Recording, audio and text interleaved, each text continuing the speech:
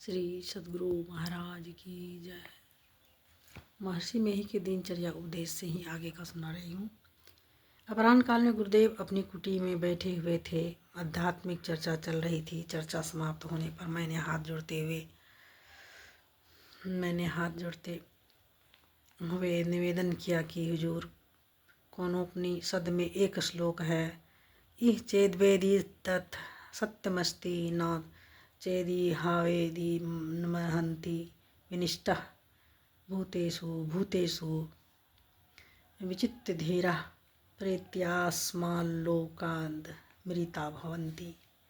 अर्थात इस जन्म में ब्रह्मा को जान लिया तब तो ठीक है, और यदि उसे इस जन्म में न जाना तब तो बड़ी भारी हानि है। बुद्धिमान लोग उसे समस्त प्राणियों में उपलब्ध करके इस लोक से जाकर मरकर अमर हो जाते हैं। हुजूर, यहाँ पर ब्रह्मा को जान लेने का क्या तात्पर्य है? राजदेव बोले, यहाँ पर ब्रह्मा को जान लेने का तात्पर्य है श्रवण और मनन ज्ञान से जानना। श्रवण और मनन ज्ञान से जानना। फिर मैंने पूछा, हुजूर, गीता के दूसरे अध्याय में एक श्लोक है, नेहाभिक्रमणा सो अस्ति प्रत्यवायो न विद्यते स्वल्पमस्यस्य धर्मस्य त्रायते महतो भयात्। इससे महतो भयात् महाभय से पद आया है।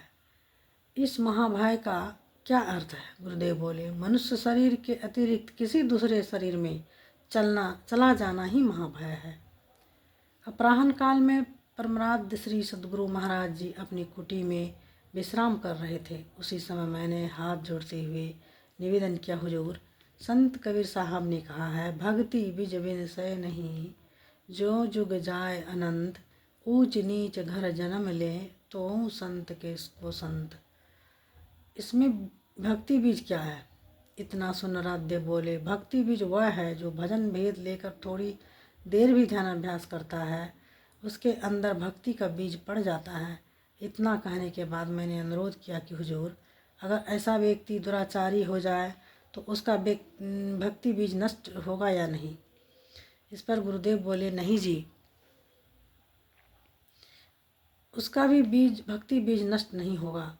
उसके अंदर पड़ा हुआ भक्ति का बीज उससे इस जन्म से आगे अथवा दूसरे जन्म में ध्यान कराएगा ही, छोड़ेगा नहीं। परमाराध्य श्री सद्गुरु महाराज का अटल नियम रहा है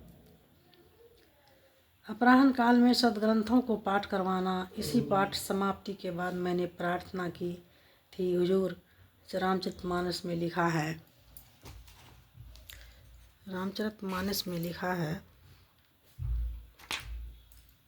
कि